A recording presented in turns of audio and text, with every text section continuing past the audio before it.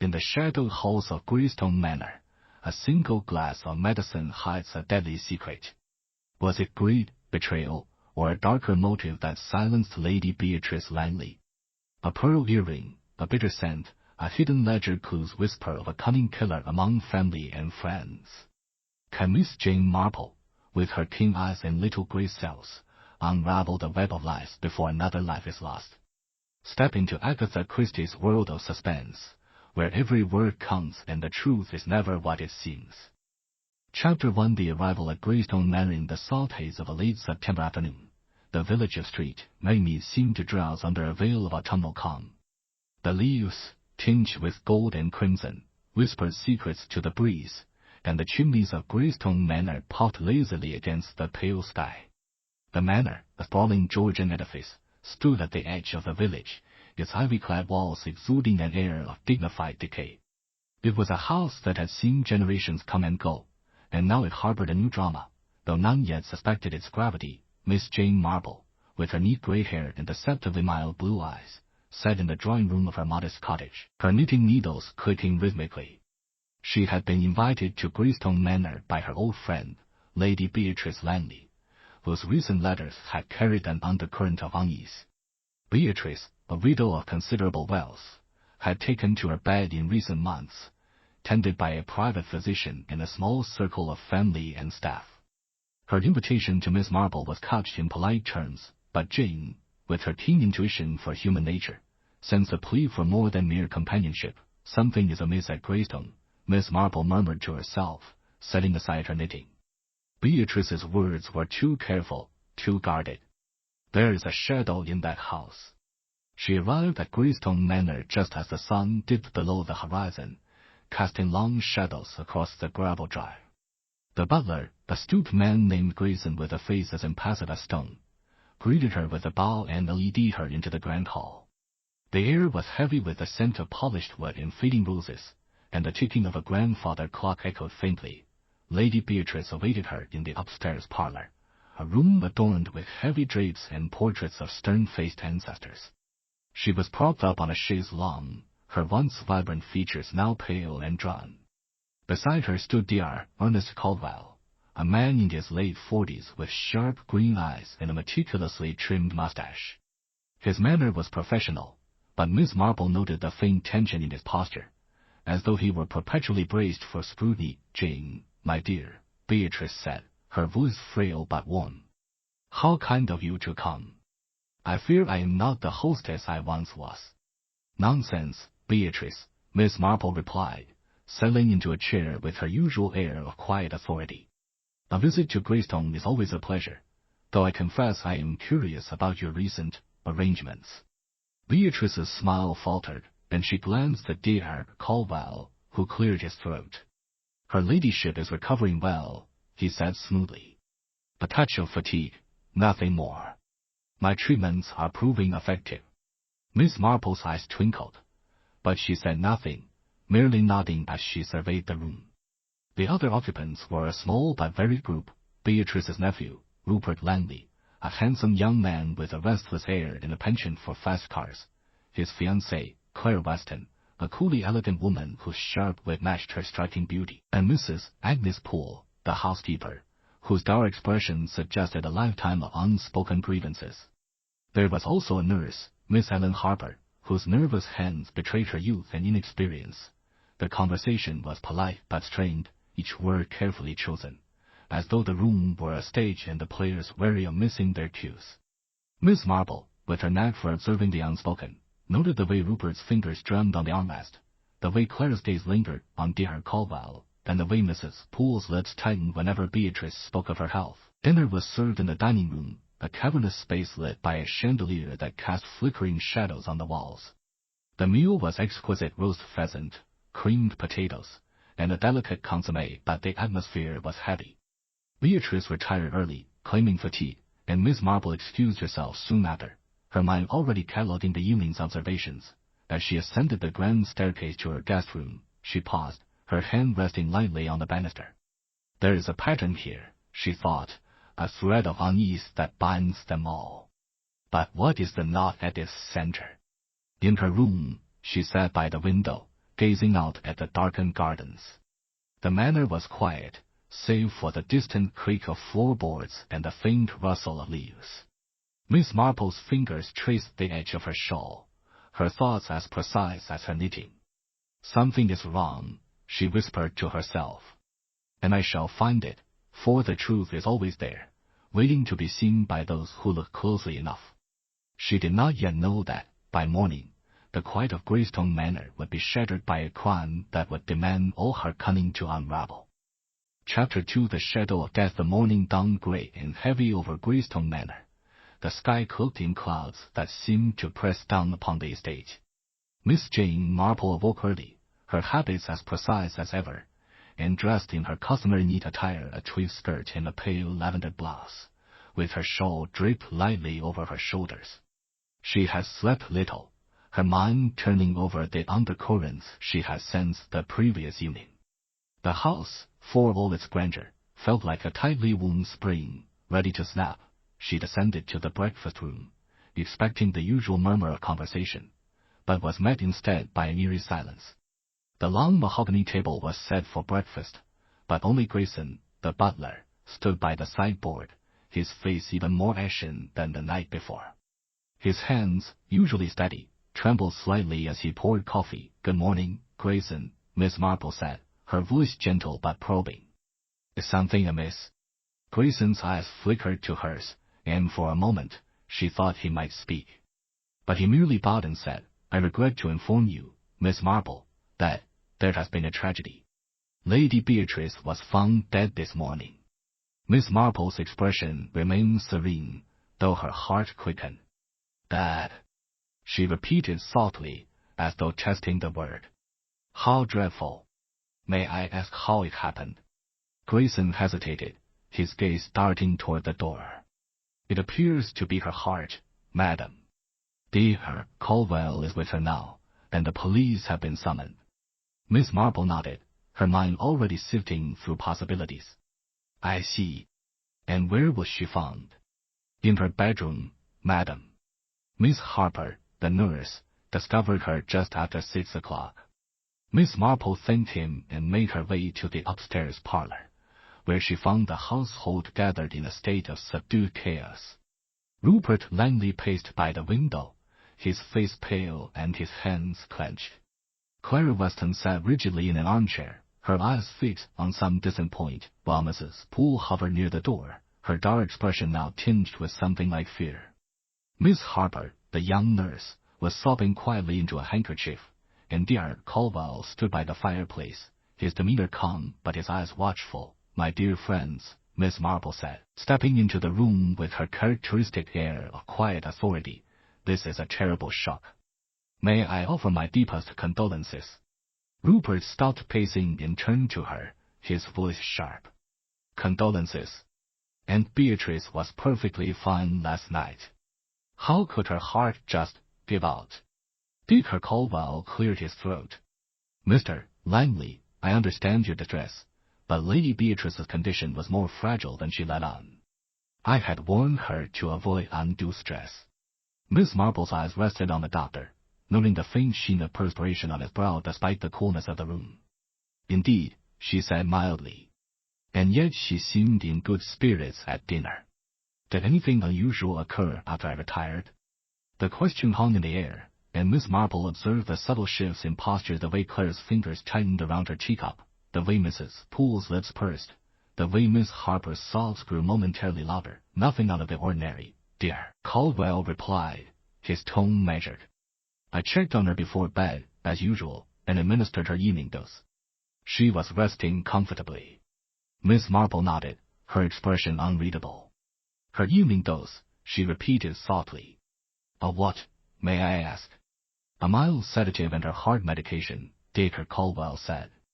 "A standard regimen, carefully monitored." Before Miss Marple could press further, the door opened, and Inspector Crane of the local constabulary entered, a burly man with a no-nonsense air. He was followed by a young sergeant, who carried a notebook and a look of eager diligence. "Ladies and gentlemen," Inspector Crane said, his voice booming in the quiet room, I'm afraid we must treat Lady Beatrice's death as suspicious until proven otherwise. The coroner has noted irregularities that suggest foul play." A gasp rippled through the room. Rupert swore under his breath, and Clara's teacup clattered in its saucer. Miss Marple, however, remained still, her eyes narrowed slightly as she absorbed the inspector's words. "Poison, to be precise," Inspector Crane continued, his gaze sweeping the room. "The coroner suspects a lethal dose of a substance not yet identified. We'll need statements from everyone present, starting with the last person to see her alive." All eyes turned to Dear Caldwell, who stiffened. "I assure you, Inspector," he said, "my treatment was entirely proper.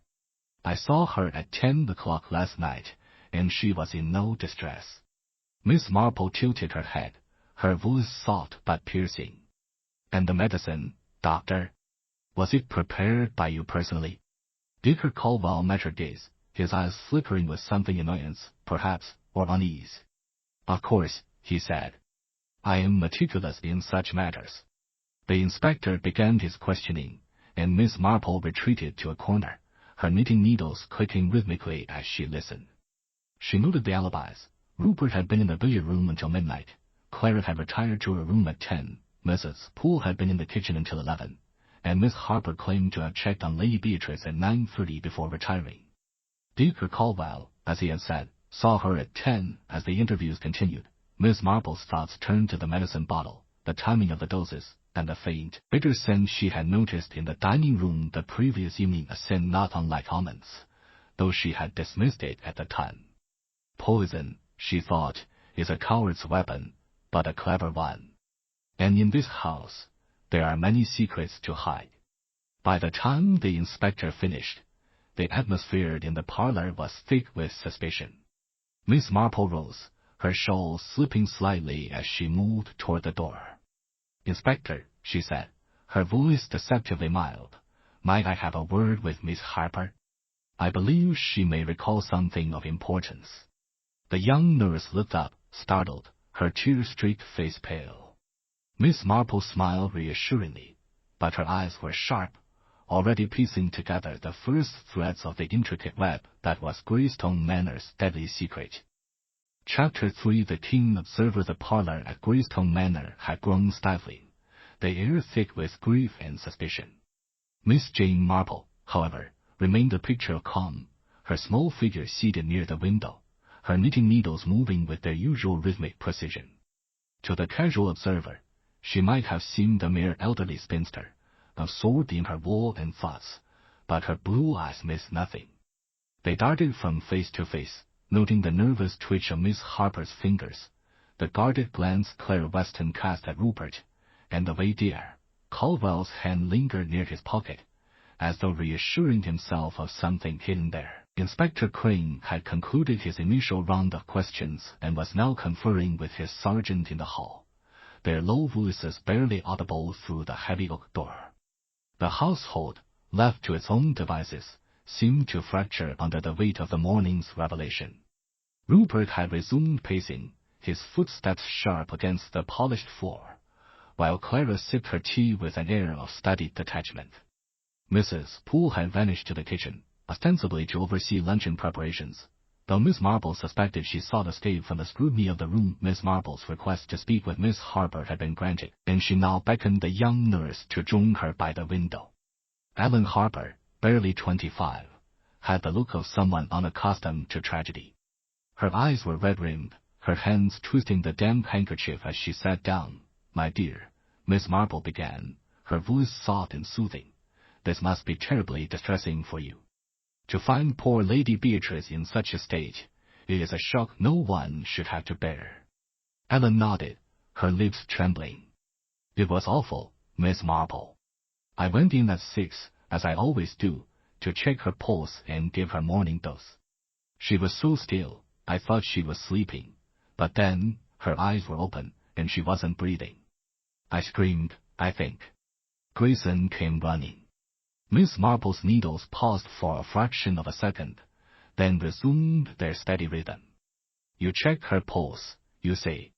And the medicine? Did you prepare it then?" "No, Ma'am, Ellen said quickly. Dr. Caldwell prepares all her doses himself. He's very particular about it. Says it's too delicate a matter for anyone else. Quite so, Miss Marple murmured, her tone encouraging. And last night, when you saw her at 9:30, how did she seem? Ellen hesitated, her fingers tightening on the handkerchief. She was quiet. Tired, I thought. She'd had her sedative from Dr. Caldwell, and she said she just wanted to rest. I helped her settle, fluffed her pillows, and left her. That was the last I saw her alive. Miss Marple's eyes softened, but her mind was razor sharp. And the medicine bottle, did you happen to notice it on her bedside table? Ellen frowned, as though trying to recall. I think so. Yes, it was there, the little blue bottle Dr. Caldwell uses. But I didn't touch it. He'd given her the dose already. Miss Marple nodded, filing away the detail. You've been most helpful, my dear. Try to rest now. This has been a trying morning. As Ellen retreated, Miss Marple's gaze drifted to the parlor door, where Inspector Crane had just re-entered, his face set in a grim line. Miss Marple, he said, approaching her, I understand you have a reputation for insight in such matters. Might I ask your impressions? Miss Marple smiled faintly, her eyes twinkling with a hint of mischief.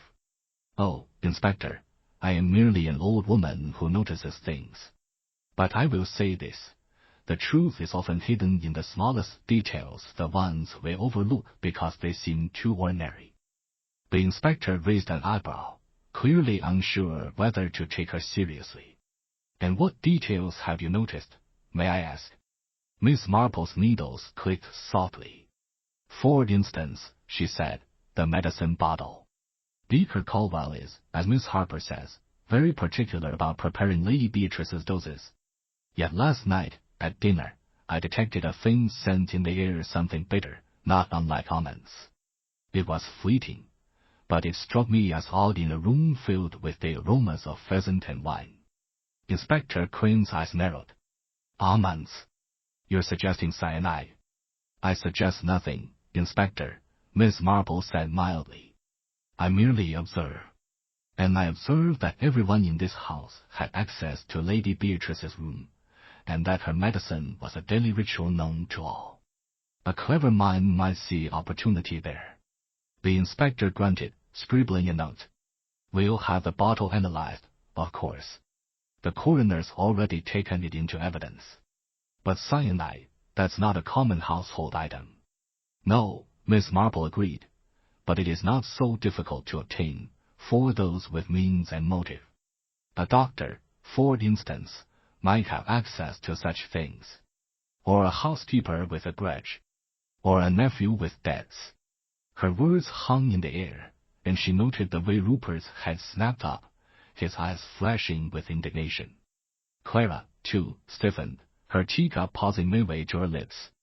Dr. Caldwell, however, remained impassive, though Miss Marple saw his hand slip into his pocket again, a gesture she found curiously telling. The inspector excused himself to oversee the search of Lady Beatrice's room, and Miss Marple rose, her shawl slipping slightly as she moved toward the door. I think, she said to no one in particular, I shall take a turn in the garden. The air will do me good. As she stepped outside, the cool September breeze carried the scent of damp earth and fading roses. She walked slowly along the gravel path, her eyes scanning the windows of the manor. From one, she saw Clara watching her, her expression unreadable. From another, Rupert's silhouette moved restlessly. Miss Marple's lips curved into a faint smile. They are all playing their parts, she thought, but one of them has played a deadly game. She paused by a rosebush, her fingers brushing the petals as she considered the medicine bottle, the bitter scent, and the alibis that aligned too neatly. The truth, she murmured, is like my knitting. The pattern emerges only when you follow the threads, no matter how tangled they seem. And with that, Miss Marple turned back toward the house, her mind already weaving the first strands of a solution to Greystone Manor's grim mystery. Chapter 4. The threads of inquiry. The late morning light filtered through the tall windows of Greystone Manor, casting long, wavering shadows across the parquet floor of the library, where Miss Jane Marple had settled with her knitting. The room, lined with leather-bound volumes and heavy oak furniture, was a sanctuary of quiet, but the air thronged with unspoken tension. Inspector Crane and his sergeant had commandeered the dining room for their interviews, leaving the household to scatter like leaves in a storm. Miss Marple, however, preferred to observe from the sidelines, her sharp eyes and keen mind gathering details as others let their guards sleep. She had requested a private word with each member of the household, a task Inspector Crane had reluctantly allowed, perhaps sensing that her unassuming demeanor might coax out truths his blunt authority could not. Miss Marple began with Mrs. Agnes Poole, the housekeeper, who entered the library with the air of a woman bracing for battle. Her gray hair was pulled into a tight bun, and her lips were set in a thin line of disapproval. Mrs. Poole, Miss Marple began, her voice as gentle as a summer breeze. You have served Lady Beatrice for many years, I understand.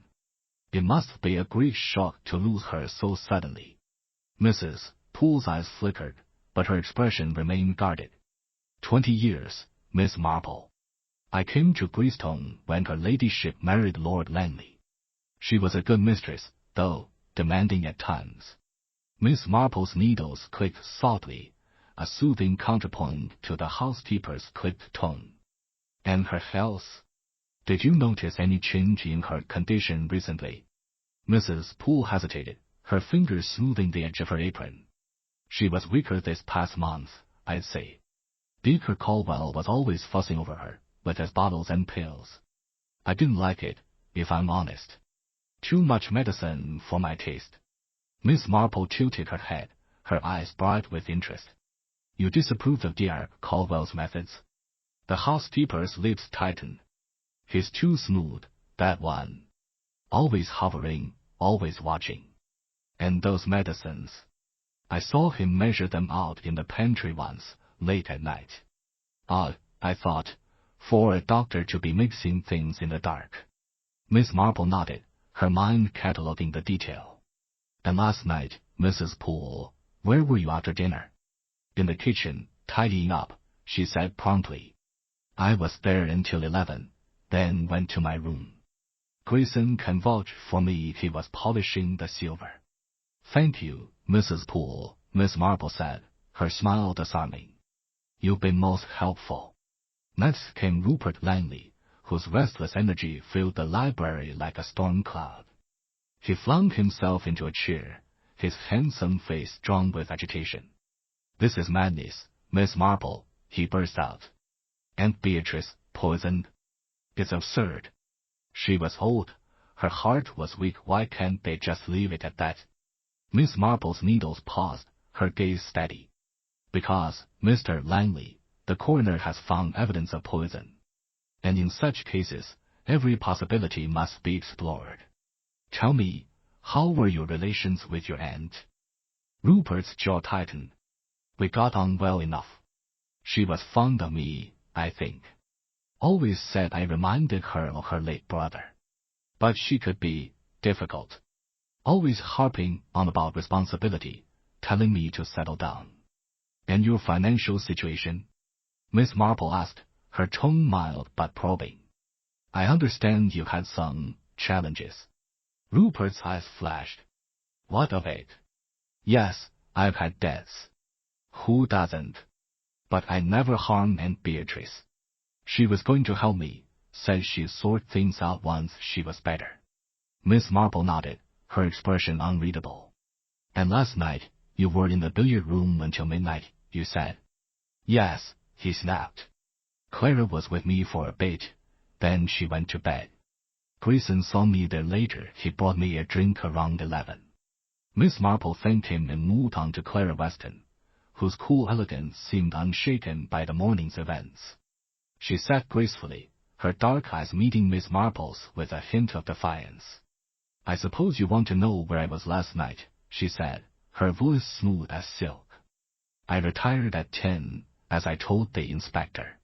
I was reading in my room until I fell asleep. Miss Marple's needles clicked rhythmically. And your relationship with Lady Beatrice? Were you close? Clara's lips curved into a faint smile. She was particular. She didn't entirely approve of me for Rupert, thought I was too modern. But we were civil. She was generous, I'll give her that. And dear Caldwell? Miss Marple asked, her tone deceptively casual. You seemed quite attentive to him at dinner. Clara's smile faltered, but only for a moment. He's an interesting man. Professional, dedicated. We spoke about literature, that's all.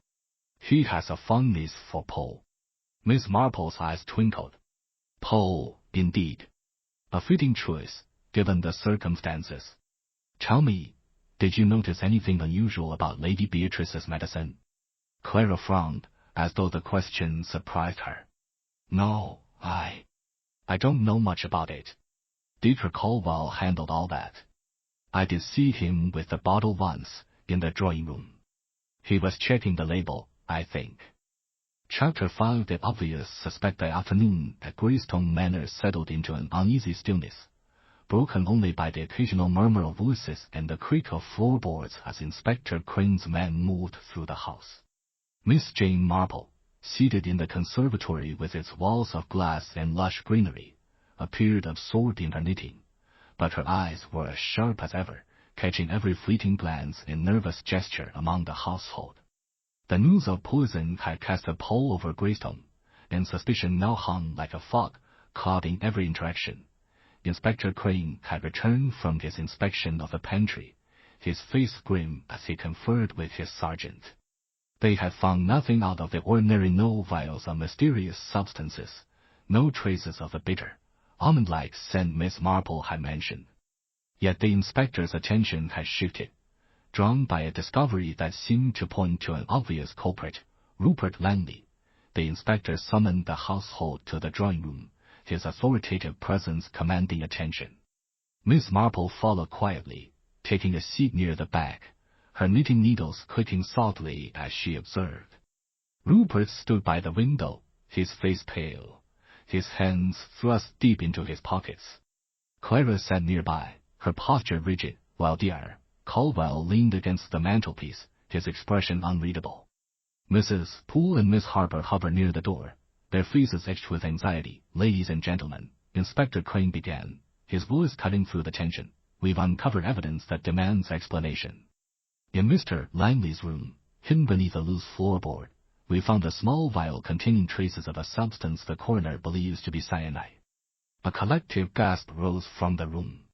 Rupert's head snapped up, his eyes wide with shock. Cyanide? That's preposterous. I've never seen such a thing. The inspector held up a hand. The vial was in your possession, Mr. Langley. And we learned from Lady Beatrice's solicitor that she recently altered her will, reducing your inheritance in favor of a charitable trust. That gives you a clear motive. Rupert's face flushed with anger. This is absurd. I love my aunt. I never harmed her, and I certainly didn't hide any vial. Clara reached for his arm, her voice low but firm. Rupert, calm down. This is a mistake. Tell them the truth. Miss Marple's needles paused, her gaze resting on Clara's hand, which lingered on Rupert's sleeve a fraction too long. She noted, too, the way Dr. Caldwell's eyes flickered toward the couple, a shadow of something jealousy, perhaps, crossing his face. Mr. Langley, Inspector Crane continued, you were in debt, and your aunt's decision to change her will must have been a blow. You were in the house last night, with access to her room. And now this vial. Can you explain it? Rupert's voice rose, trembling with indignation. I can't explain it because it's not mine. Someone must have planted it. I was in the billiard room until midnight. Grayson saw me. The butler, standing near the door, nodded stiffly. That's true, sir. I brought Mr. Langley a drink at 11. He was alone in the billiard room. Inspector Crane's eyes narrowed. And after 11, you could have gone to Lady Beatrice's room. The corridor to her suite is just past the billiard room. Rupert opened his mouth to protest, but Miss Marple spoke first, her voice soft but clear. Inspector, if I may. The vial is a curious find, but might we consider how it came to be in Mr. Langley's room? A loose floorboard is a rather obvious hiding place, is it not? Almost as if it were meant to be found. The inspector turned to her, his brow furrowing. You're suggesting it was planted? I suggest nothing, Miss Marple said, her eyes twinkling faintly. I merely observe that a clever murderer might wish to divert suspicion. And cyanide, as you said, is not a common household item. Its presence raises questions about access and opportunity. Dacre Caldwell cleared his throat, stepping forward. If I may, Inspector, cyanide is a controlled substance, not easily obtained. As a physician, I can assure you I have no such thing in my possession. My medical bag contains only Lady Beatrice's prescribed medications, all of which I prepared myself. Miss Marple's needles resumed their rhythm. And yet, Doctor, she said mildly, you mentioned locking your bag between uses. Was it locked last night, after you administered Lady Beatrice's dose? Dacre Caldwell's jaw tightened. Of course it was. I am meticulous in such matters. Miss Marple nodded, her expression serene. Naturally. And the key to this lock, where is it kept? In my pocket, he said, patting his waistcoat. Always. Miss Marple said nothing more, but her mind was at work, piecing together the fragments of the puzzle. The vial in Rupert's room was too convenient, too neatly placed to be the work of a careful killer. And Dacre Caldwell's insistence on his meticulousness struck her as oddly defensive. She recalled Mrs. Poole's comment about the doctor mixing medicines in the pantry, and the faint almond-like scent that had lingered in the dining room as the inspector dismissed the household, warning them to remain on the premises. Miss Marple rose and approached Clara, who was lingering near the door. Miss Weston, she said, her voice gentle, you mentioned dear Caldwell's fondness for Poe. Did you discuss anything else with him last night? Clara's eyes flickered, but she smiled coolly. Nothing of consequence. Just polite conversation. Why do you ask? Oh, no reason, Miss Marple said, her tone light. I find literary tastes so revealing, don't you? Poe's stories often turn on betrayal and hidden motives. Clara's smile tightened, and she excused herself, leaving Miss Marple to ponder the exchange. As she returned to the conservatory, her knitting in hand, she thought of the vial, the will, and the locked medical bag. Someone, she murmured to herself, has woven a clever web, but they have left a thread loose. And I shall find it. Outside, the clouds had thickened, promising rain. Inside Greystone Manor, the storm of suspicion was only beginning to gather. Miss Marple thanked her and concluded with Dacre Caldwell himself, who entered the library with an air of controlled confidence. His green eyes met hers squarely, but she noted the slight tremor in his hand as he adjusted his cufflinks. Dacre Caldwell, she said, you were the last to see Lady Beatrice alive, I believe.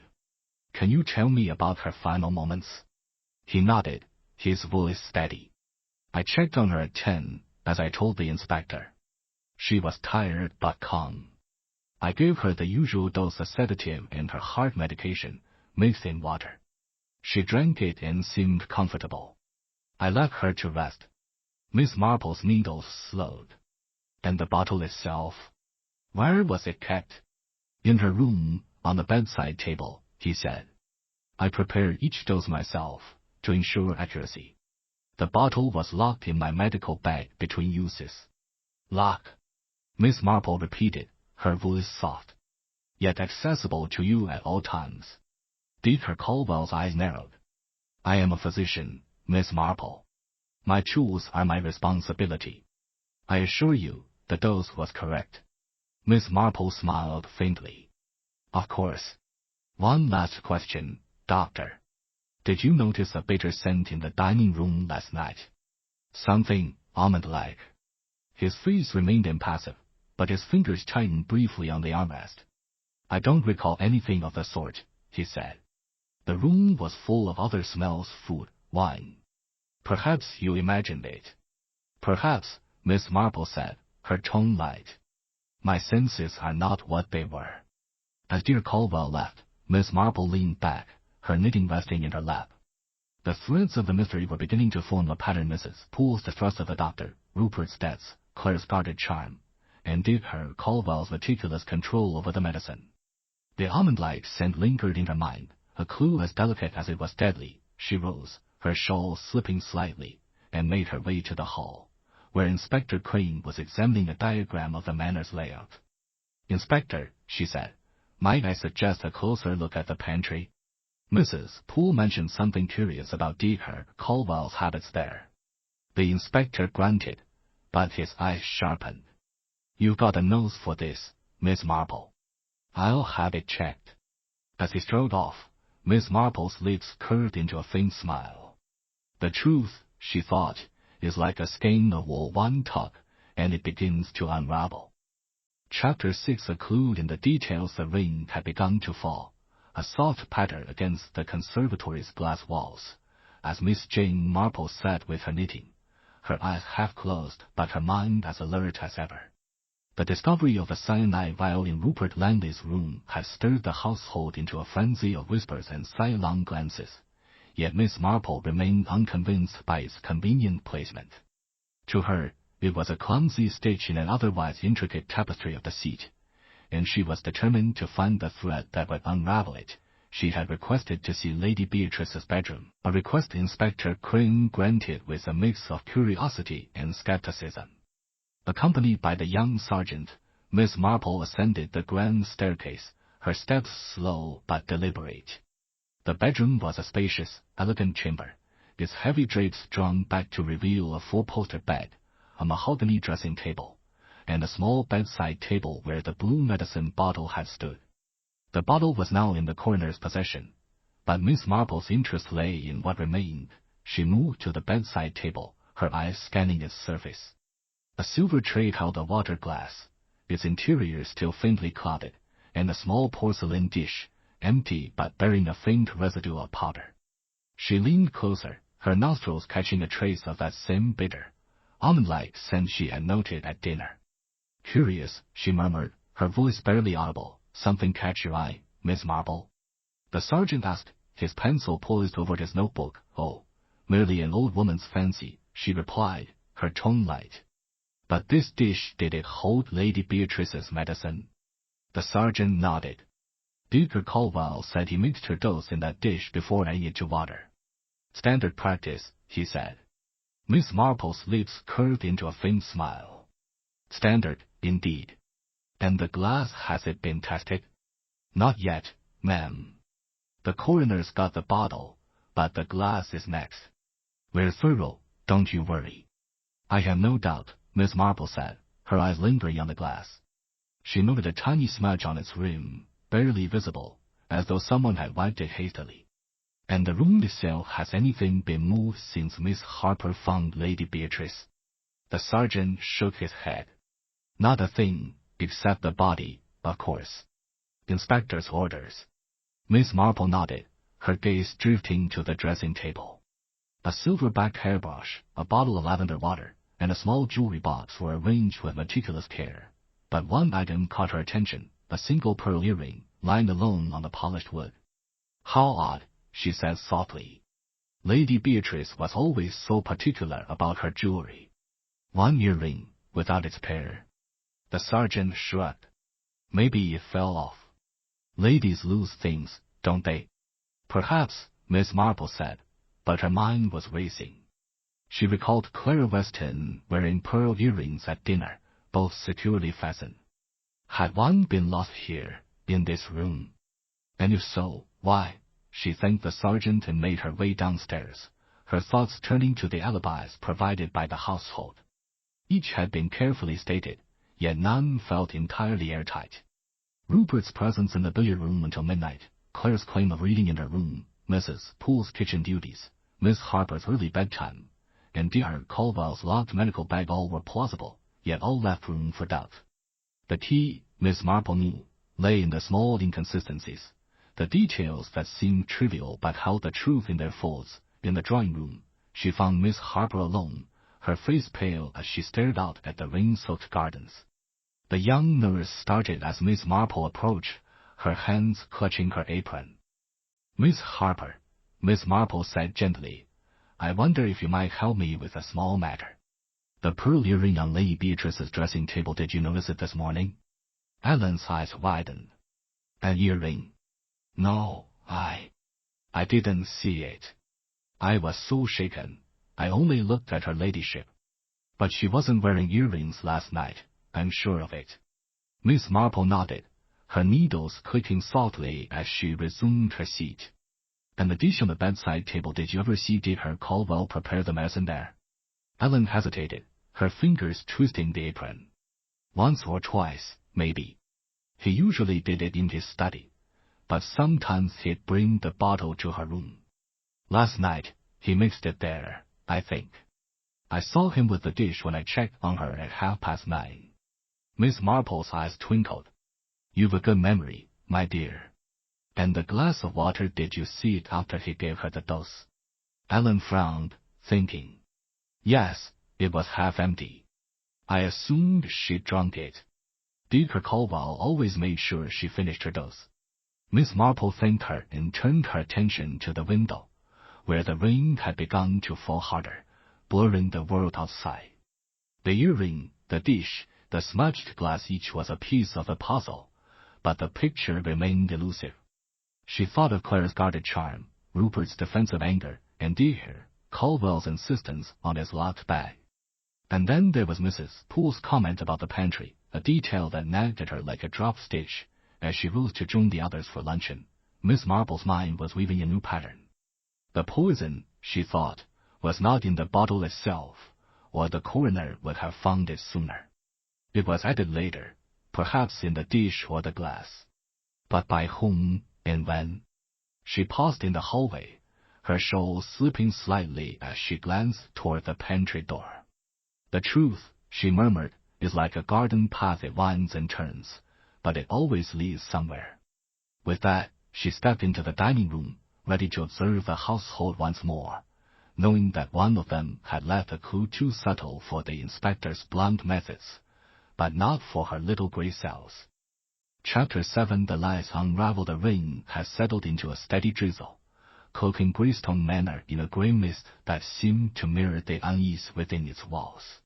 Miss Jane Marple sat in the library, her knitting a quiet counterpoint to the murmur of voices from the drawing-room, where Inspector Crane was conducting yet another round of interviews. The discovery of the cyanide vial in Rupert's room had tightened the noose of suspicion around him, but Miss Marple's instincts told her the truth was more tangled, woven from the secrets each member of the household guarded so carefully. She had spent the morning reflecting on the clues: the pearl earring on Lady Beatrice's dressing table, the smudged glass, the bitter almond-like scent, and the curious detail of Dr. Caldwell mixing medicines in the pantry. Each was a thread, but the pattern remained elusive.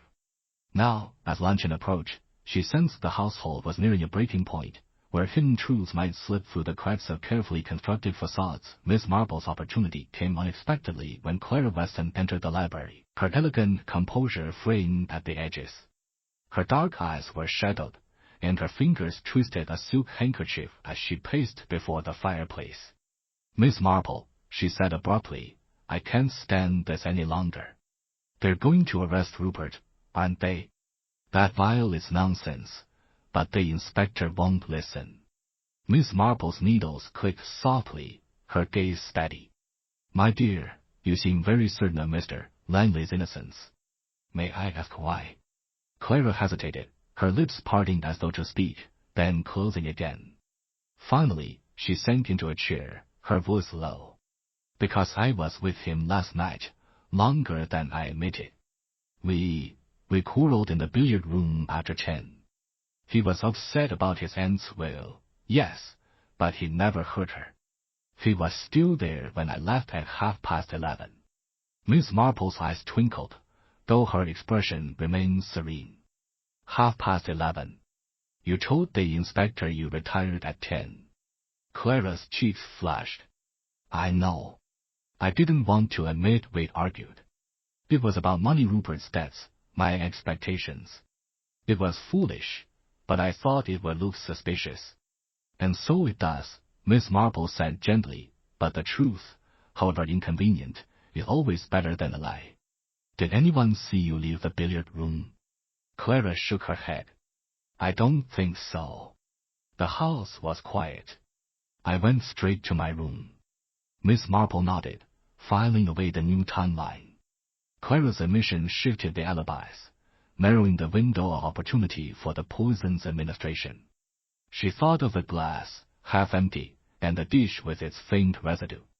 Miss Weston, she said, you mentioned seeing dear Caldwell with the medicine bottle in the drawing room.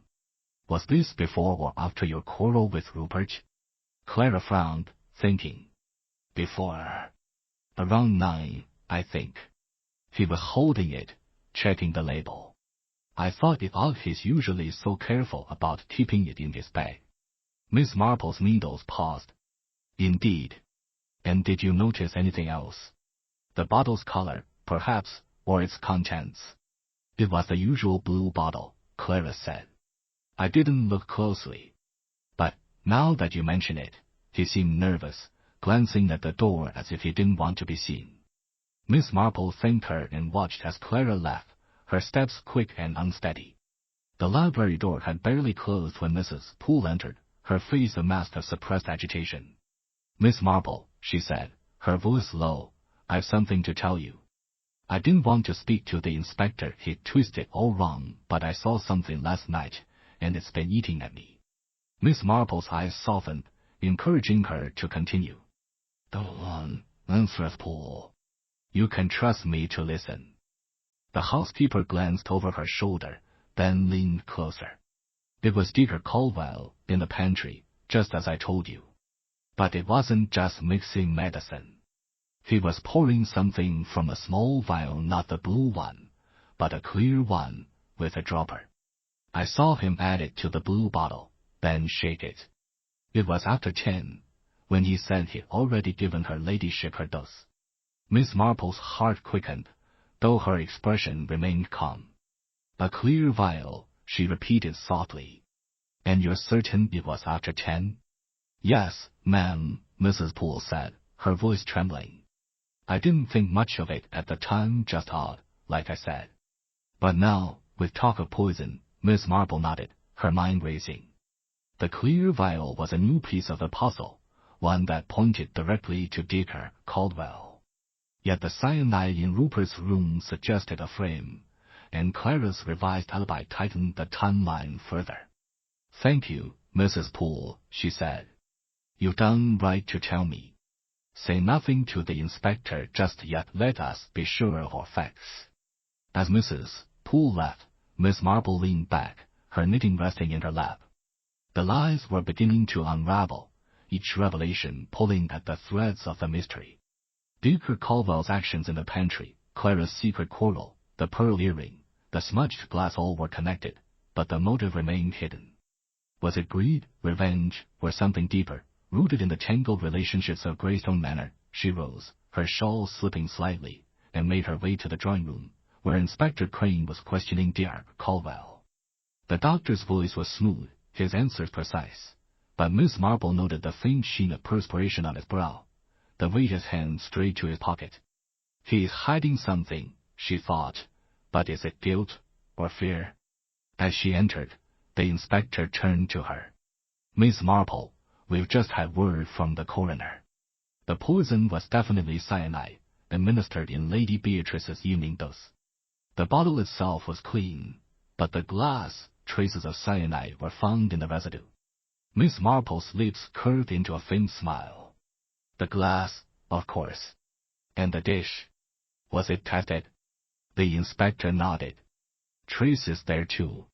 Someone added the poison after the dose was poured, it seems. Miss Marple's eyes twinkled.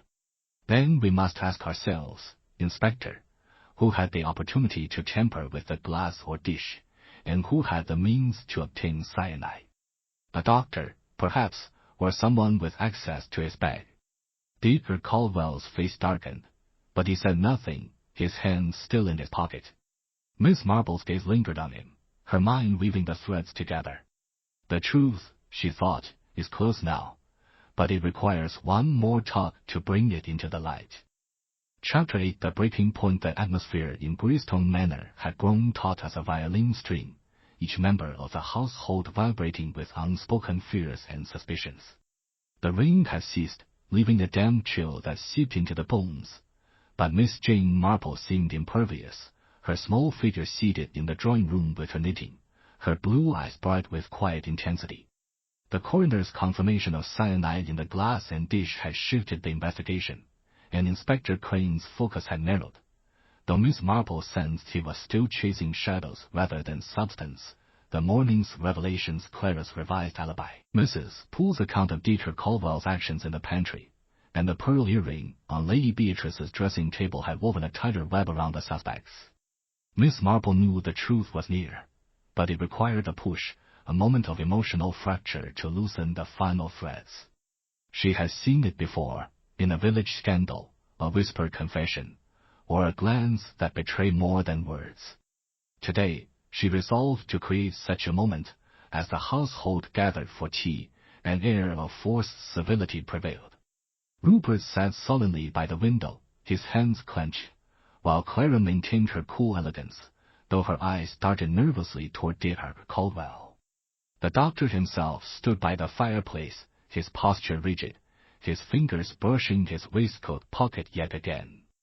Mrs. Poole served the tea with mechanical precision, her face a mask of restraint, while Miss Harper, still shaken, avoided everyone's gaze. Miss Marple, sipping her tea, broke the silence with her usual mild tone.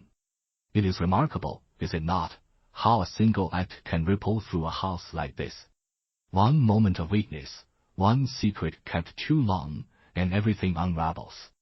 Her words hung in the air, and she noted the subtle reactions. Rupert's jaw tightened, Clara's teacup trembled slightly, and Dieter Caldwell's hand paused mid-motion. Mrs. Poole's eyes flickered toward Miss Harper, who seemed to shrink into her chair. Miss Marple, Inspector Crane said, entering the room with his sergeant, you seem to have a knack for stirring things up. Have you something specific in mind? Oh, Inspector, she replied, her needles clicking softly, I merely reflect on human nature.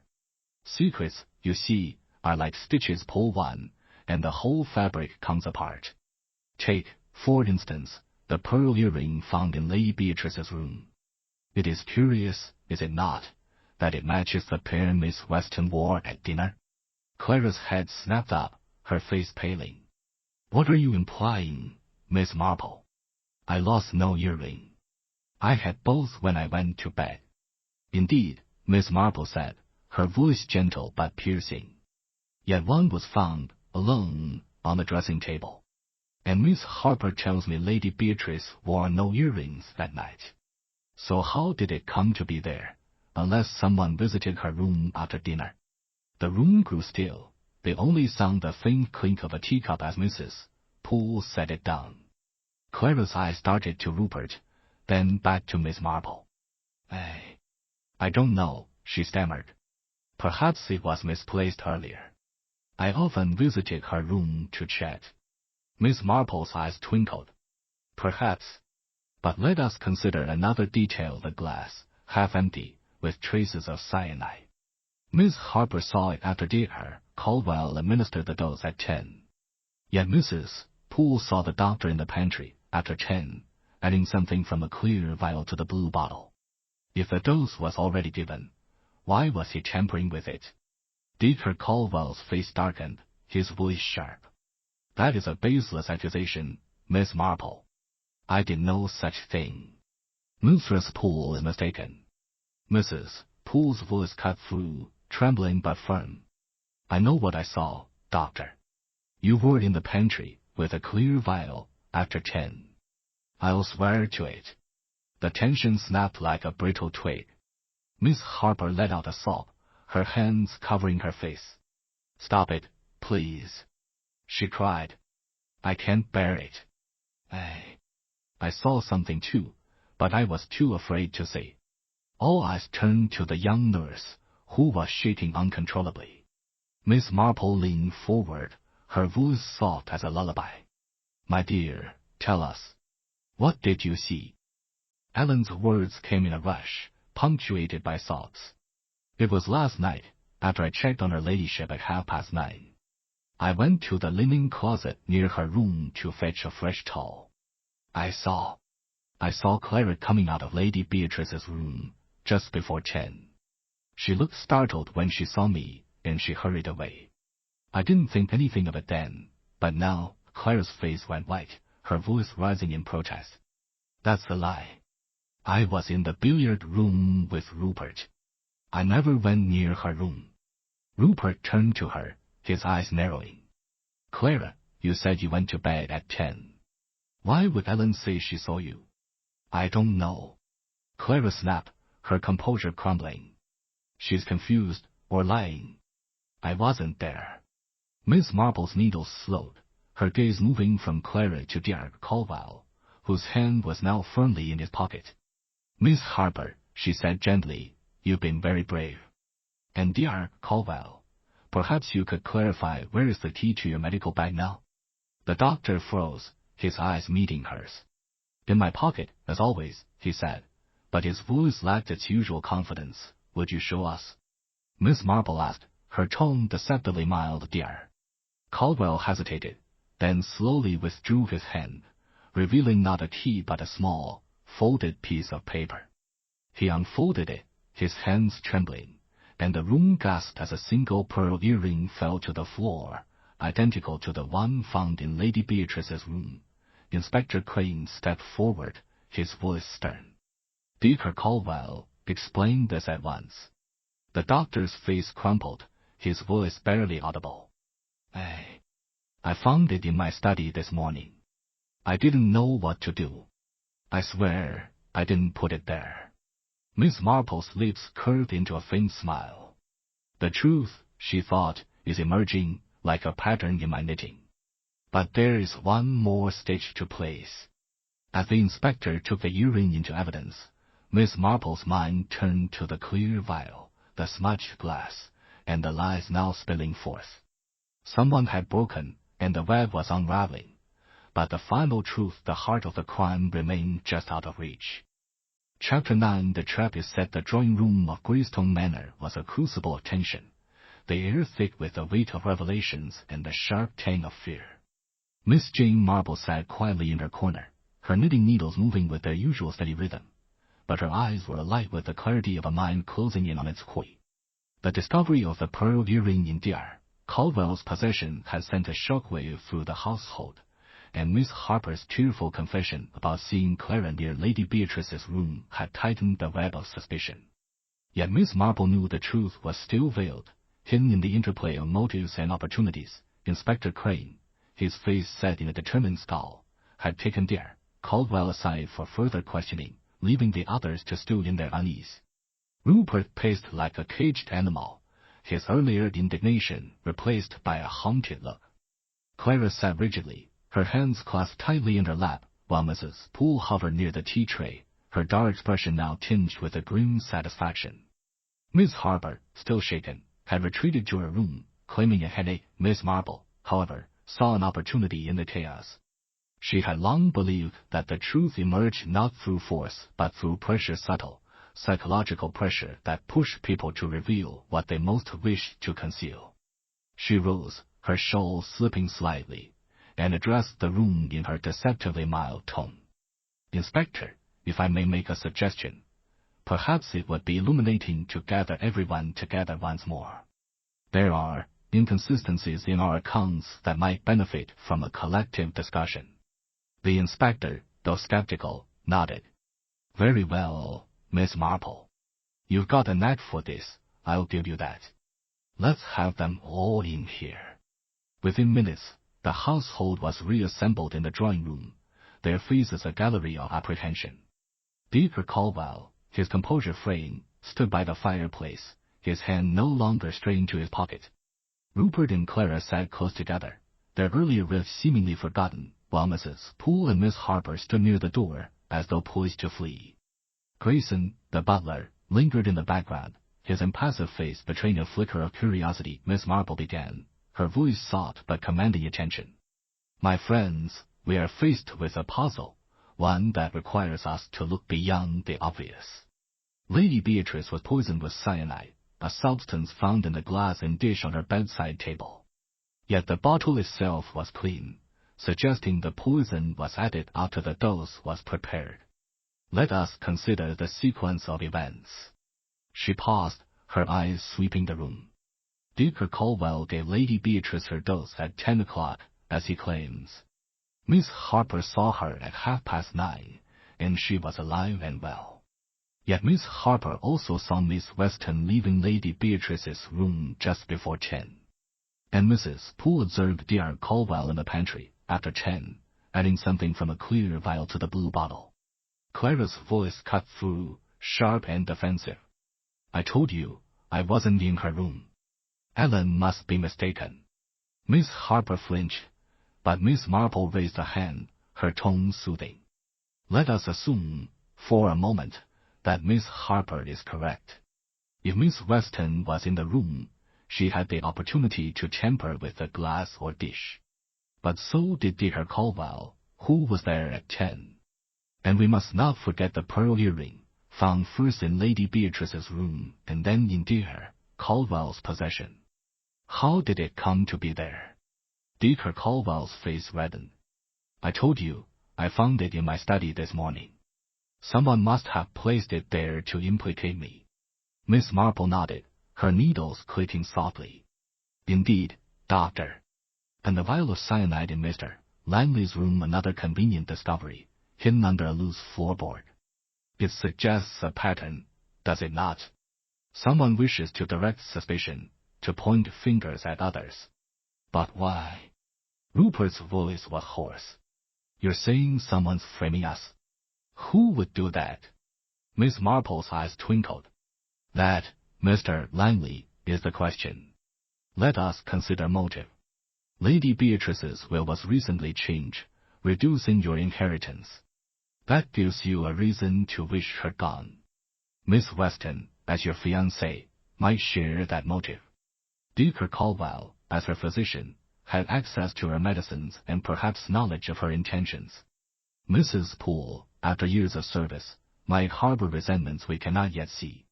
And Miss Harper, young and impressionable, might have been drawn into a scheme beyond her understanding. The room was silent, each occupant frozen under her gaze.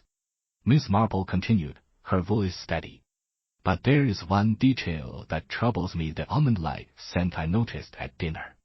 It was faint, fleeting, but unmistakable. Cyanide has such a smell, yet it was not in the food or wine. Where, then, did it come from? She turned to Dr. Caldwell, her tone gentle but probing. Doctor, you are a man of science. Cyanide is not easily obtained, yet you have access to medical supplies. And your key, the one to your medical bag, where was it last night? Dr. Caldwell's hand twitched, but he met her gaze. In my pocket, as I said. The bag was locked. Miss Marple's lips curved into a faint smile. And yet, Doctor, you were seen in the pantry, after 10, with a clear vial. If the dose was already given, why were you there? And why was the earring, which matches Miss Weston's, found in your study? The doctor's face paled, and for the first time, his voice faltered. I don't know. I swear, I didn't touch the cyanide. I'm being set up. Miss Marple's eyes moved to Clara, whose hands were now trembling.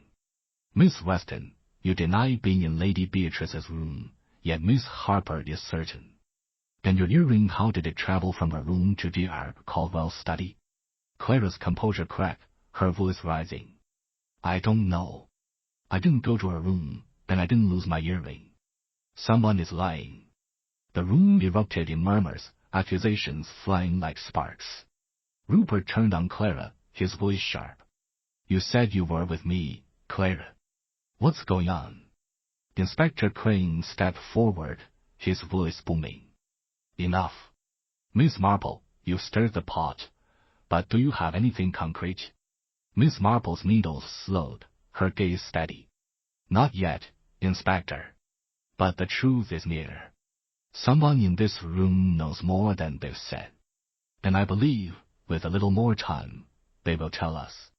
As the household dispersed, their nerves frayed, Miss Marple remained seated, her mind weaving the final threads. The earring, the vial, the scent, the alibis all pointed to a clever plan, but the motive was still hidden. She knew the trap was set. Now, she needed only wait for the guilty to step into it. Chapter 10. The unveiling of the truth. The drawing room of Greystone Manor was a stage set for revelation, its heavy drapes and flickering firelight casting an almost theatrical glow over the assembled household. Miss Jane Marple sat in her usual corner, her knitting needles silent for once, her hands folded calmly in her lap. The tension in the room was palpable, each occupant poised on the edge of their nerves after Miss Marple's calculated pressure the previous day. Inspector Crane stood by the fireplace, his arms crossed, his eyes sharp with anticipation.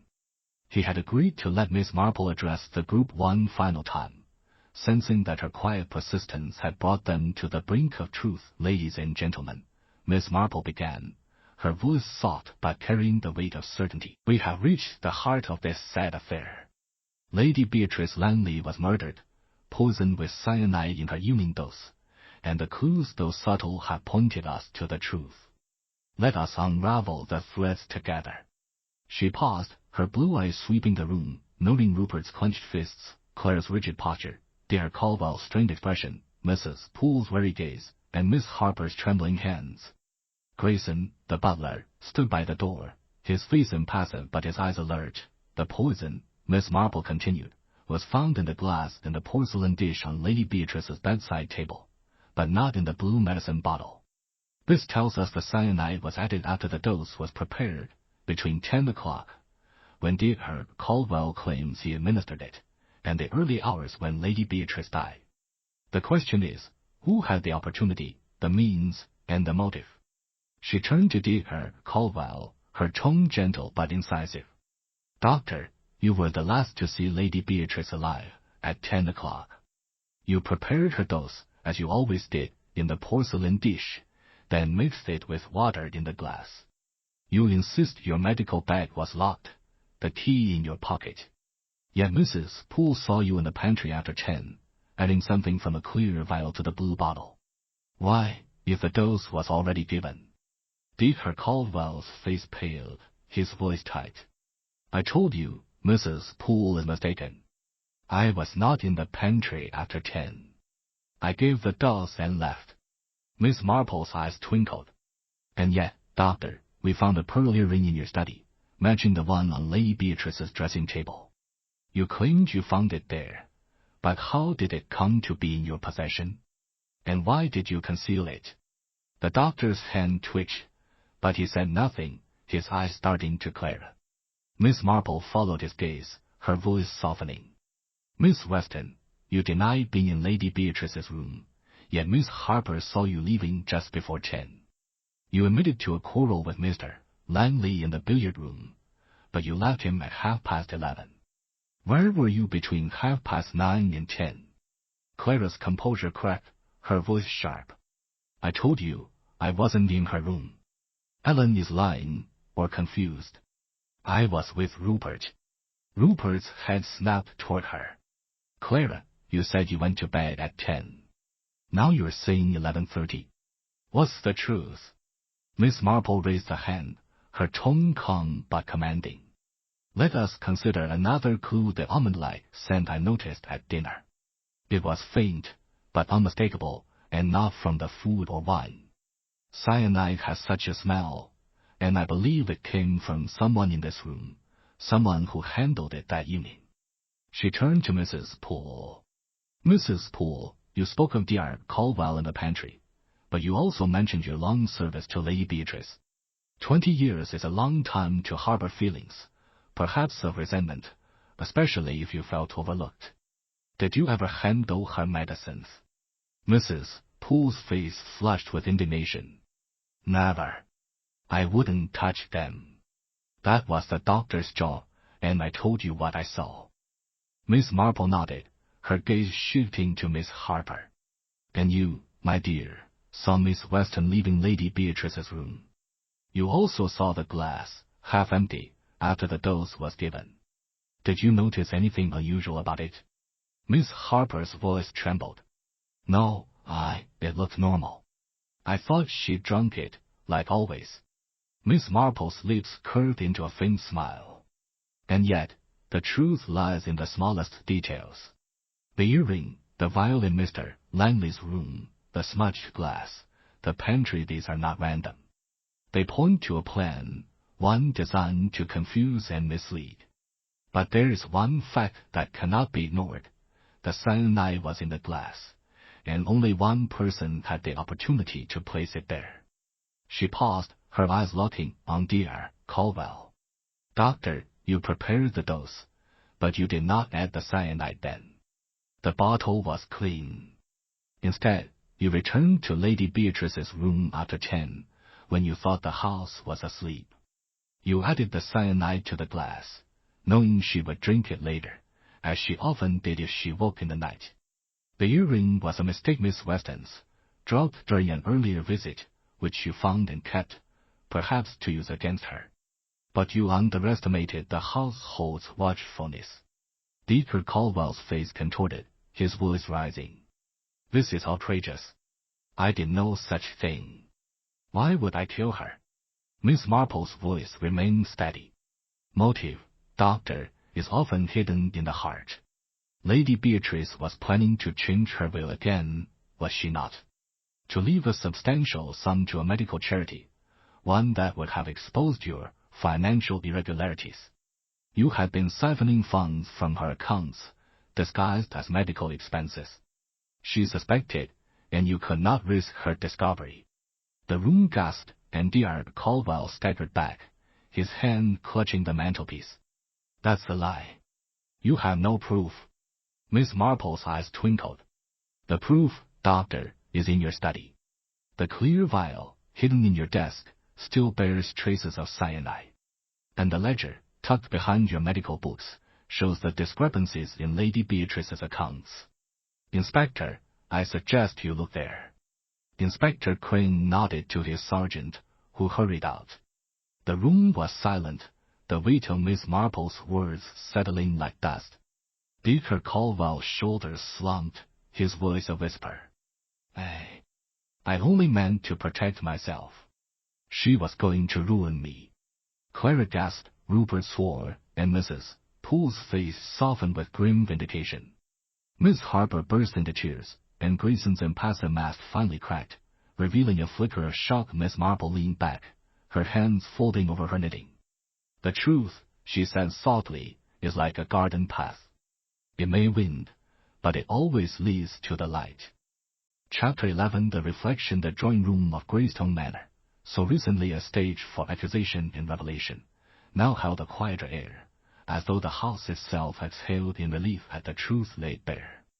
Dr. Ernest Caldwell had been taken away by Inspector Crane's men, his face ashen, his protests reduced to a defeated murmur.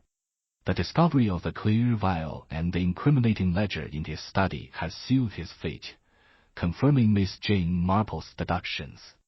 The household, though shaken, seemed to settle into a fragile calm, as if a storm of suspicion had finally passed. Miss Marple remained in her corner, her knitting once again in her hands, the needles moving with their familiar rhythm. The firelight cast soft shadows across her face, accentuating the serene wisdom in her eyes. Inspector Crane approached her, his earlier skepticism replaced by a grudging respect. Miss Marple, he said, his voice low, I don't know how you did it, but you saved us weeks of work. That ledger, how did you know? Miss Marple's lips curved into a faint smile. Oh, Inspector, it was merely a matter of observing the human heart. Dr. Caldwell was too meticulous, too controlled, yet his hand kept straying system, to his pocket, a sign of guilt or fear. The ledger was a logical deduction. Lady Beatrice's wealth was the key to this tragedy, and a man like Dr. Caldwell, with access to her trust, would keep records of his misdeeds, even if hidden. The inspector shook his head, a wry smile tugging at his lips. You make it sound simple, but it's a rare mind that sees what you do. The earring, the vial, the pantry all seem so tangled. Miss Marple's needles clicked softly. The truth, Inspector, is like my knitting. It appears tangled at first, but each stage has its place. Dr. Caldwell's motive was greed, masked by his professional veneer. The pearl earring was a misstep, likely dropped by Miss Weston during an innocent visit, which he seized to cast suspicion elsewhere. The cyanide vial in Mr. Langley's room was another attempt to mislead, but it was too obvious, too clumsy for a man of his cunning. She paused, her gaze drifting to the window, where the late afternoon light filtered through the now-clearing clouds. What puzzled me most was the timing. The poison was in the glass, not the bottle, meaning it was added after the dose was poured. Dr. Caldwell's return to the pantry, seen by Mrs. Poole, was his fatal error. He thought the house was asleep, but human nature is rarely so predictable. Rupert Langley, who had been listening from across the room, approached, his face still pale but his eyes softer. Miss Marple, I don't know how to thank you. I thought they'd pin it on me, or Clara. You saw through it all. Miss Marple's eyes twinkled. My dear Mr. Langley, you are young and impulsive, but your heart is not that of a murderer. Your deaths were a motive, true, but they were too obvious. A true killer hides their reasons more carefully. Clara, standing beside Rupert, looked less composed, her hands twisting together. I feel such a fool, she said quietly. I thought perhaps Rupert had done something rash. And that earring, I must have dropped it days ago when I visited Lady Beatrice. Miss Marple nodded. A small detail, Miss Weston, but one that nearly cost you dearly. It is often the smallest things, a scent, a smudge, a misplaced item, that reveal the truth. Mrs. Poole, who had been hovering near the tea tray, stepped forward, her dark expression softened by a rare hint of gratitude. You've done right by her ladyship, Miss Marple. She deserved justice, and you gave it to her. Miss Marple inclined her head. Justice, Mrs. Poole, is a quiet thing, but it must be sought with care. Lady Beatrice was a good woman, and her trust was betrayed. That is the true tragedy. As the household began to disperse, Inspector Crane lingered, his notebook tucked under his arm. Miss Marple, if you ever tire of street, marry Mead. The yard could use a mind like yours. She laughed softly, a sound like the rustle of leaves. Oh, Inspector, I am far too old for such adventures. My place is in my garden, with my knitting and my neighbors. But I confess, human nature never ceases to fascinate me. It is, after all, the same in a village as in a grand manor full of secrets, but always open to those who look closely. With that, she gathered her knitting and rose, her shawl slipping slightly as she moved toward the door. The inspector offered to escort her to her room, but she declined with a gentle smile. I shall take a turn in the garden first, she said. The air is clear now, and I find it helps to reflect. As she stepped outside, the evening sun cast a golden glow over the damp roses, their petals glistening with the last traces of rain. Miss Marple walked slowly along the gravel path, her mind still tracing the threads of the case, the almond-like scent, the smudged glass, the earring, the ledger. Each had played its part, but it was her understanding of human weakness, of greed and fear, that had brought the truth to light. She paused by a rosebush, her fingers brushing a petal. The world, she murmured, is full of patterns, if one only knows where to look.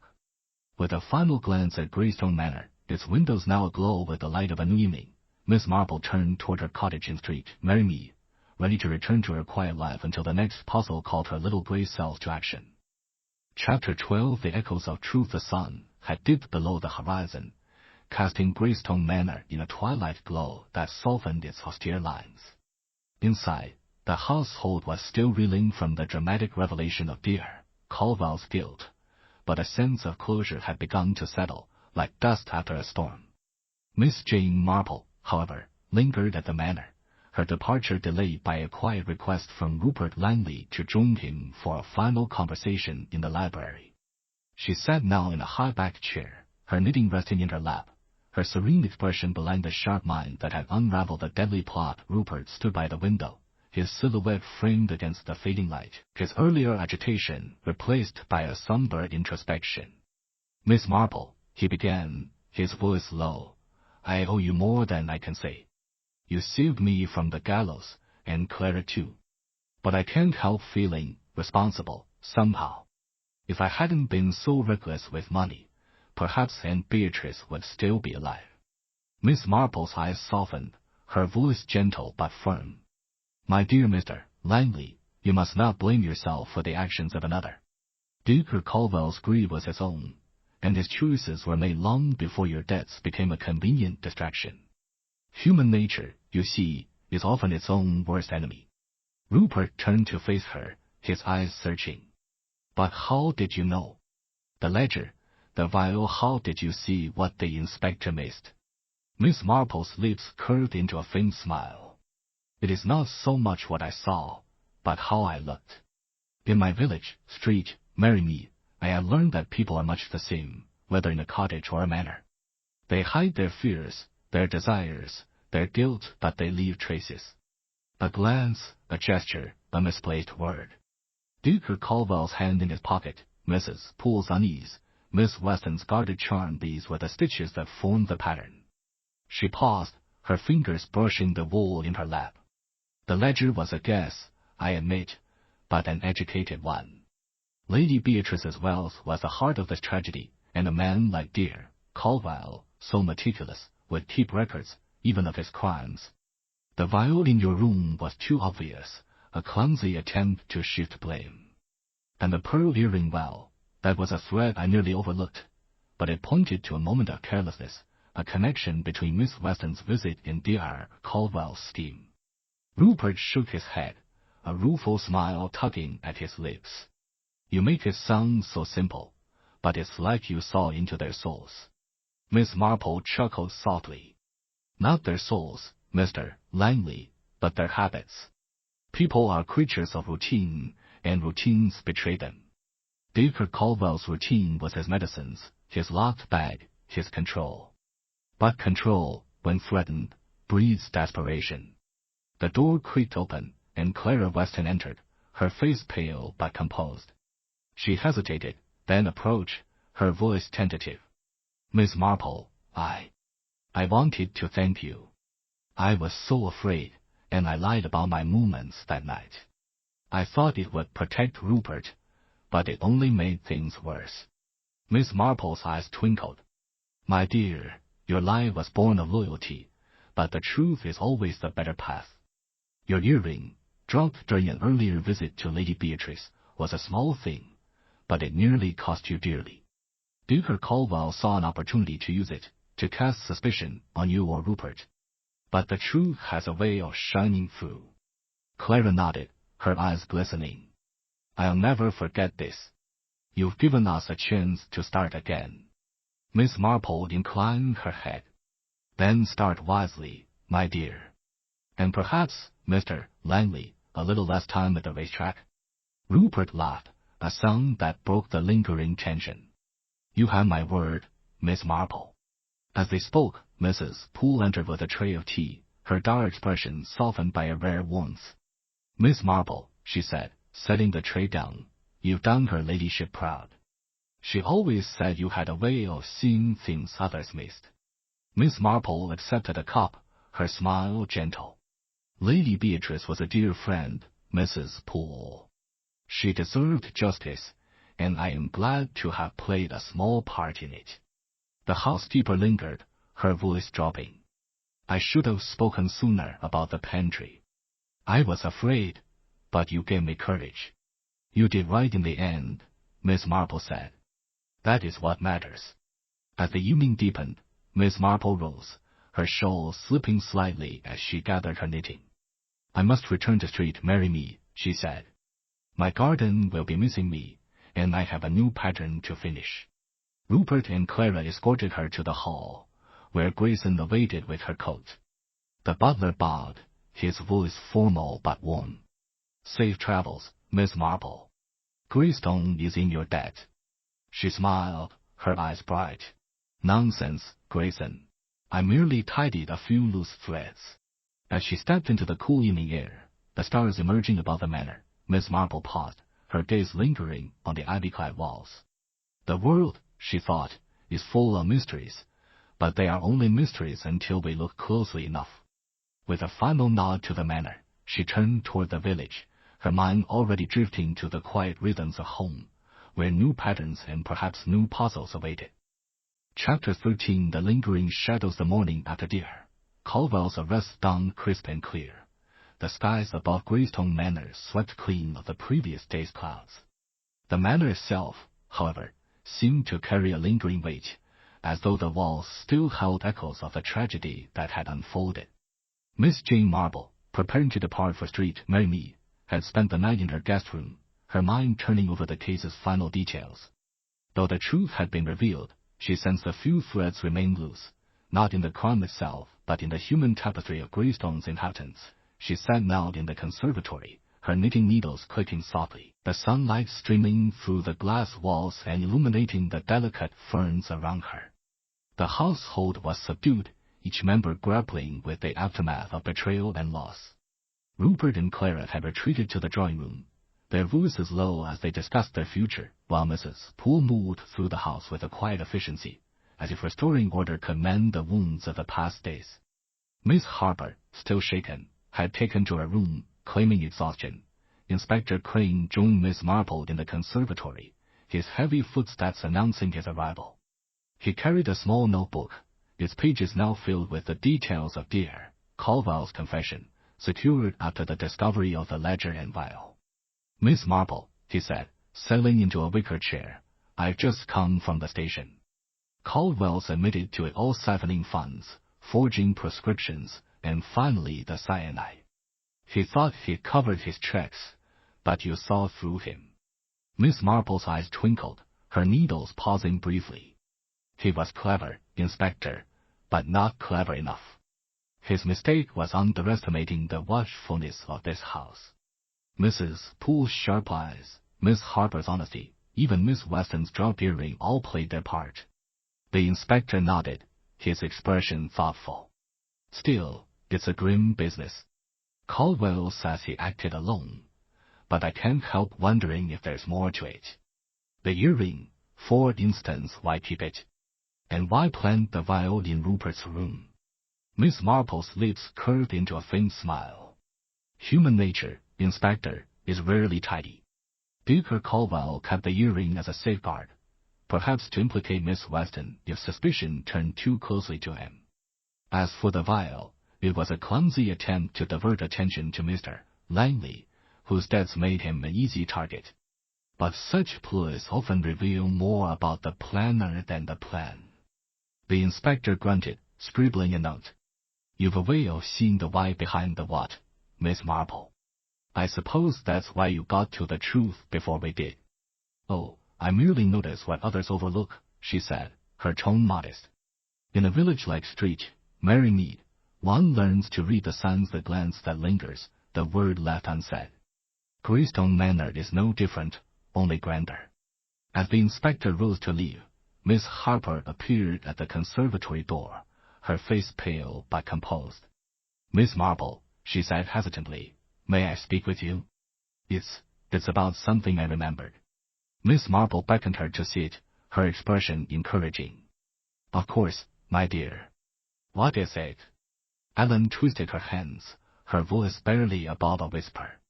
It's about that night, when I saw Miss Weston leaving her ladyship's room.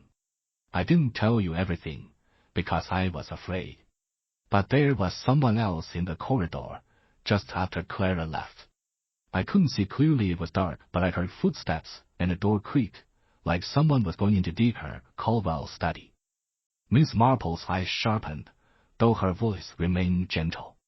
And you're certain this was after Miss Weston's departure, near 10 o'clock? Ellen nodded, her eyes wide. Yes, ma'am. I didn't think it mattered then, but now. I wonder if it was Dacre Caldwell or someone else. Miss Marple's needles resumed their rhythm, her mind racing. You've done well to tell me, Miss Harper. Every detail matters, even those that seem small. Did you hear anything else, perhaps a voice, or a sound? Ellen frowned, thinking. There was a rustle, like paper being folded. But it was so faint, I thought I imagined it. Miss Marple thanked her, her thoughts turning to the study, where the earring and ledger had been found. The rustle of paper suggested someone handling the ledger, perhaps placing it or the earring in Dr. Caldwell's desk. But who? The doctor himself, or another seeking to ensure his guilt. She rose, her shawl slipping slightly, and made her way to the study, which Inspector Crane had left unsealed after his search. The room was tidy, its shelves lined with medical texts and the desk cluttered with papers. Miss Marple's eyes scanned the surface, pausing on a small ink blot near the edge, fresh enough to suggest recent use. She opened the desk drawer, finding nothing but pens and notepaper, but her fingers brushed a faint indentation in the wood, as though something heavy had been placed there repeatedly. A ledger, she murmured, or perhaps a vial. But why here, and why then? As she left the study, she encountered Clara in the hall, her face drawn. "Miss Marple," Clara said, her voice tight, "I heard Ellen spoke to you." "I swear, I only visited Lady Beatrice to talk about the wedding. I didn't know about the earring until you found it." Miss Marple's gaze was kind but piercing. "I believe you, Miss Weston. But the truth has a way of catching us all. Tell me, did you see anyone near the study that night?" Clara hesitated, then nodded. I thought I saw a shadow near the door as I left Lady Beatrice's room. But it was dark, and I was upset. I didn't think much of it." Miss Marple nodded, her mind weaving the new thread into the pattern. "Thank you, my dear. You've been most helpful." As she returned to the conservatory, her thoughts were clear. The case was solved, but the echoes of truth lingered, revealing the frailties of those left behind. The heart, she thought, is a complex thing, full of shadows. But even shadows cast light, if one knows where to look. Chapter 14. The final. Do something foolish, something you may regret. I shall not rest until I have tidied this skein of wool. Miss Marple's lips curved into a faint smile, her eyes twinkling with the clarity of understanding. "Regret is a powerful thing, Mr. Langley," she said, her voice soft but firm. "It can lead us astray, but it also leads us back to the truth." Burly man named Rupert Langley, his face pale and his shoulders slumped in defeat. "I should never have stayed here, Miss Marple. I was merely a guest, drawn into this web of deceit." The room fell silent, the weight of the accusation settling like a heavy fog. Rupert stood by the window, his hands clasped behind his back, his eyes wide with a mix of shame and Hawkins, Miss Harper, and Ellen Harper all glanced at each other, their faces a study in contrasts, Rupert's reckless energy against Ellen's timid honesty. Miss Marple's needles resumed their rhythm, her mind racing like a greyhound. "The shadow in the corridor," she said, addressing Clara Weston, who stood rigidly by the fireplace, her composure fraying like a worn thread. "You saw it, Miss Weston, but you did not linger. That tells me someone was there, perhaps with darker intent." Clara's eyes flickered with unease, her fingers twisting her silk handkerchief. "I told you, Miss Marple, I was not in Lady Beatrice's room after 10. Ellen's mistake was not deliberate. Someone else wove that web." Miss Marple's gaze sharpened, her voice steady. "And the rustling sound Miss Harper heard, the paper in the study, it points to a second figure, does it not? We must look closer, my dear Clara." Rupert's head snapped up, his voice hoarse with protest. "What penalized by the vial, you say? Dr. Caldwell's ledger, then, hidden in plain sight." Miss Marple's eyes twinkled, her mind weaving the final pattern. "Indeed, Mr. Langley. The vial was a distraction, but the poison was in the glass. We must consider who had the opportunity to tamper with it." The room grew still, the firelight casting long shadows across the polished system, oak furniture, the air heavy with suspicion. Miss Jane Marple's needles clicked softly, her mind piecing together the intricate pattern of deceit. "Dear Caldwell," she said, her voice calm but carrying the weight of truth, "you were the weaver of this deadly web." Rupert Langley's face paled, his hands thrust deep into his pockets. "I swear, Miss Marple, I didn't do it. Someone else placed that vial, and the poison was in the glass. Miss Marple's eyes twinkled, her voice steady and precise. But the rustling paper, Miss Weston's earring, and the footsteps in the corridor point to another hand in this dark affair.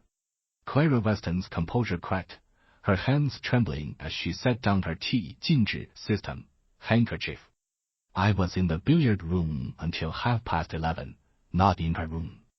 Miss Marple's needles slowed, then resumed their steady rhythm. And the shadow Miss Harper saw, perhaps it was not alone. Rupert's voice broke, his eyes wide with disbelief.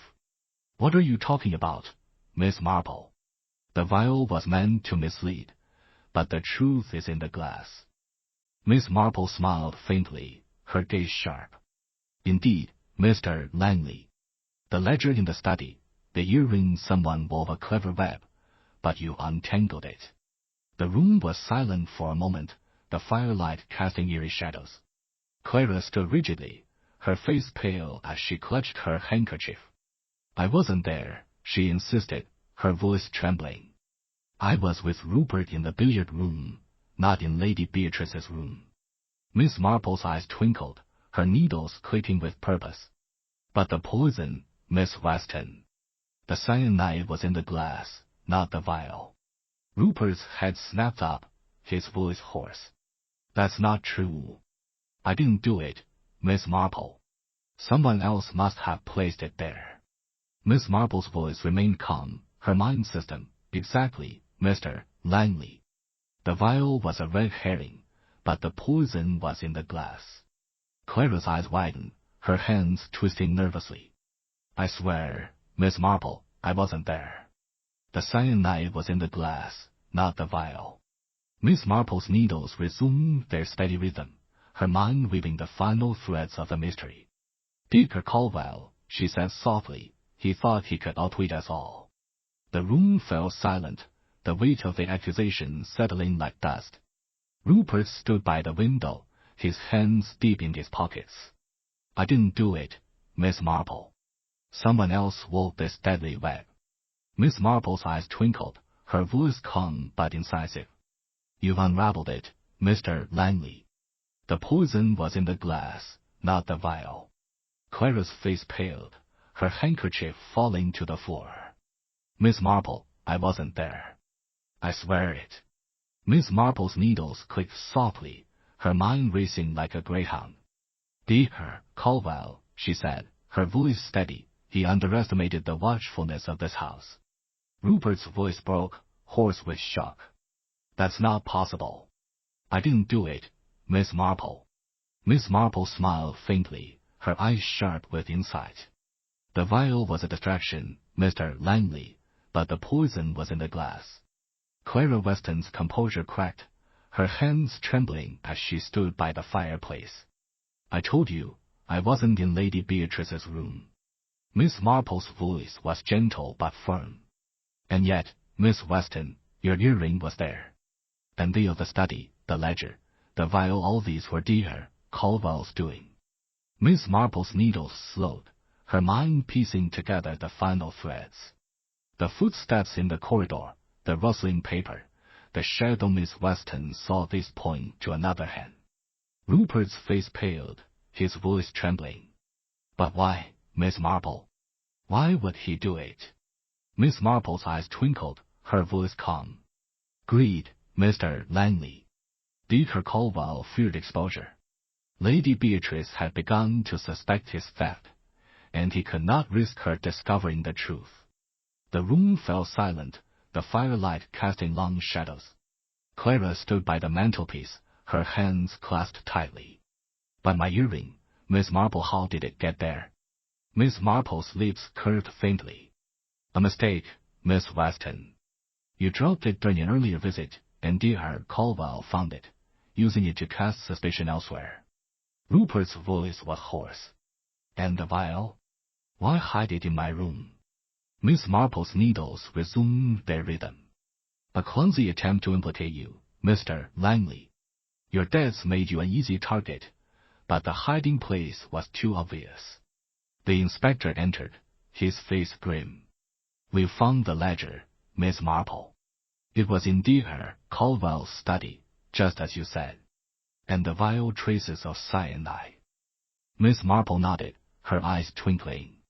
The glass, the dish, the earring, all pieces of a puzzle, Inspector.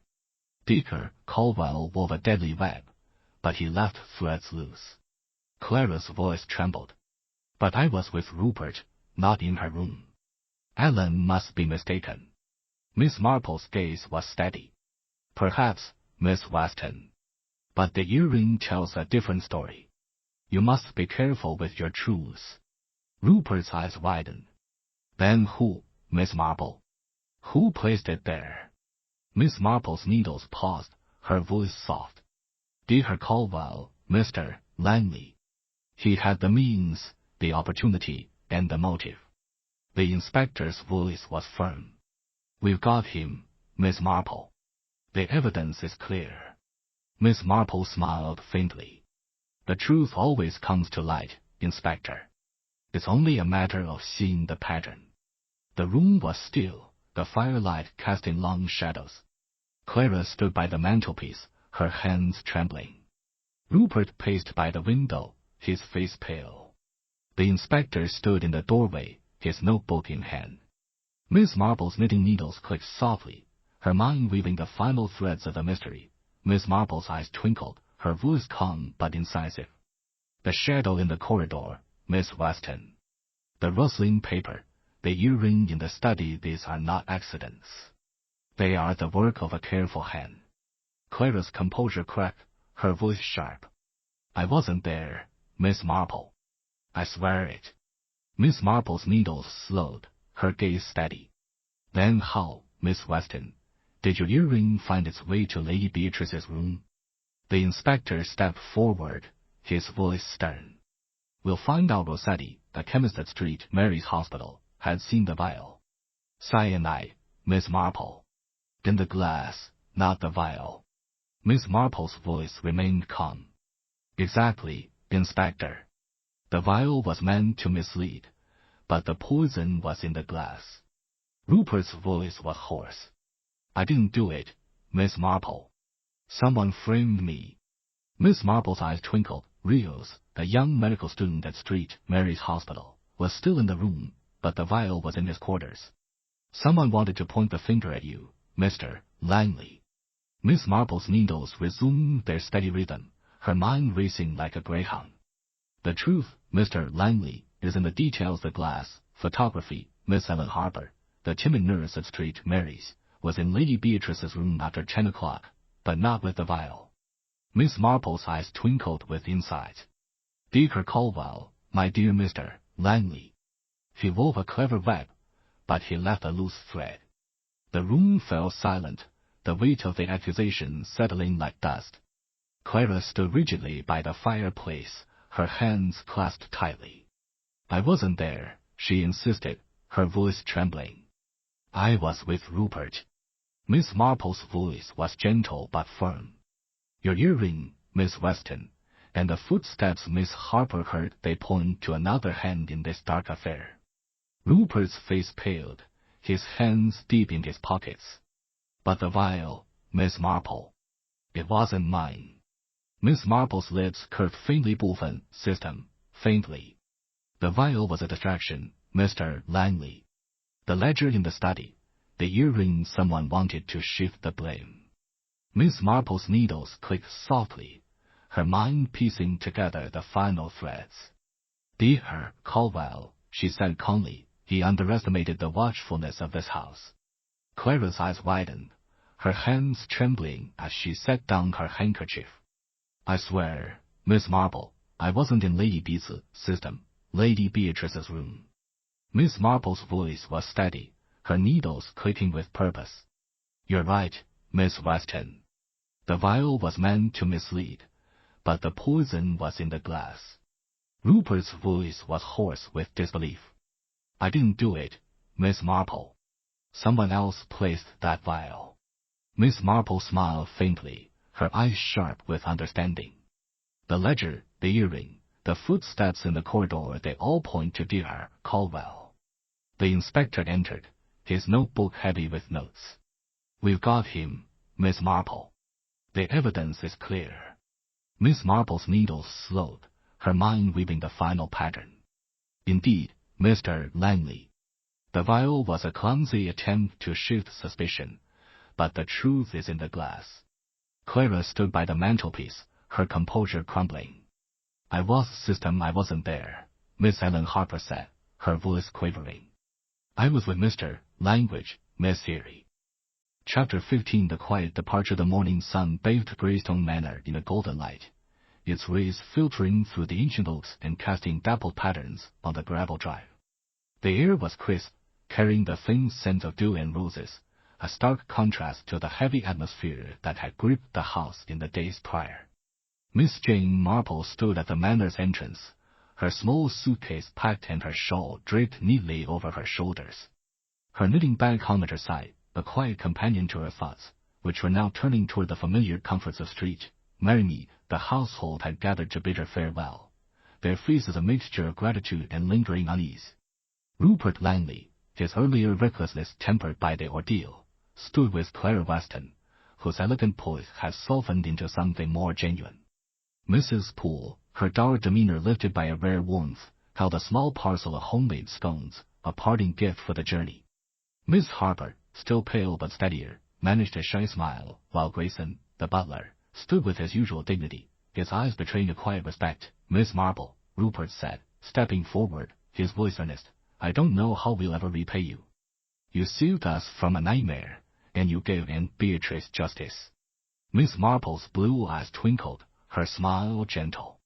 "My dear Mr. Langley, there is no debt to repay. Justice is its own reward, and I am only glad to have helped untangle the threads of this sad affair." Clara approached, her hands clasped tightly.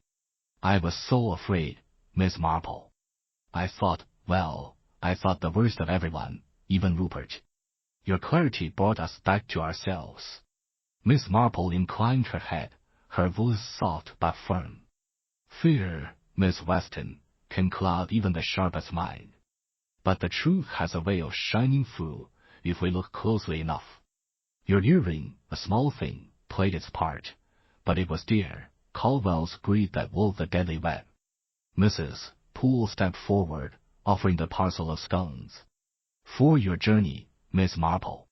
It's not much, but it's from the heart. You've done her ladyship proud." Miss Marple accepted the parcel with a gracious nod. "Thank you, Mrs. Poole. Your sharp eyes in the pantry were invaluable. Never underestimate the power of observation, even in the humblest tasks." Miss Harper, hesitating at the edge of the group, spoke softly. "I'm sorry I didn't say more sooner, Miss Marple. I was so frightened, but you made me feel brave." Miss Marple's smile was warm. "Courage, my dear, comes in speaking the truth, no matter how small it seems. Your memory of the footsteps and the rustle of paper helped complete the pattern." Grayson bowed slightly, his voice formal but sincere. "Safe travels, Miss Marple. Greystone Manor will not forget you." Miss Marple's eyes twinkled as she returned the bow with a nod. "Nor shall I forget Greystone, Grayson. It has been an education." As the household dispersed, Inspector Crane emerged from the manor, his notebook tucked under his arm. He approached Miss Marple, his usual gruffness softened by admiration. "Miss Marple, I've seen many a detective in my time, but none with your knack for seeing the heart of things. That ledger, the vial, the earring, you tied it all together." Miss Marple's needles, now tucked into her bag, seemed to echo her thoughts as she replied. "It is merely a matter of pattern, Inspector. In my village, I have learned that people leave traces of guilt, of fear, of hope. Dacre Caldwell's traces were in his ledger, his nervous gestures, his too careful control. The earring and the vial were his attempts to mislead, but the truth is patient." The inspector chuckled, shaking his head. "Patient, maybe, but you're a force, Miss Marple. If you ever change your mind about the yard," she laughed softly, the sound like a breeze through leaves. "Oh, Inspector," My adventures are best kept discreet, marry me, where the roses and the gossip keep me busy enough. With a final wave, Miss Marple climbed into the waiting car, the driver tipping his hat as he closed the door. As the car rolled down the drive, she gazed out at Greystone Manor, its ivy-clad walls glowing in the morning light. Her thoughts drifted to the case, the almond-like scent, the smudged glass, the pearl earring, the ledger hidden in plain sight. Each had been a stitch in the pattern, and her little gray cells had woven them into clarity.